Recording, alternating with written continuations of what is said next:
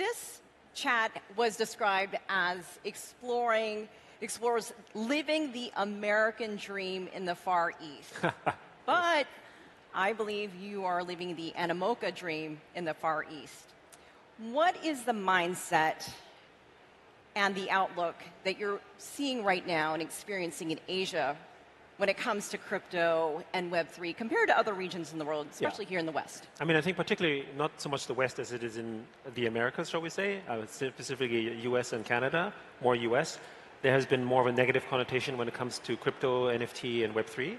But the reason why is because there's a strong correlation between Web3 and capitalism.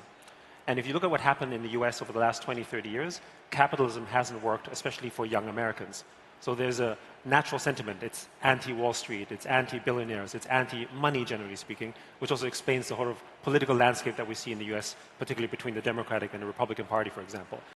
You go to Asia, for instance, in the last 30 to 40 years, capitalism has worked very well for Asia. Yes, there is inequity.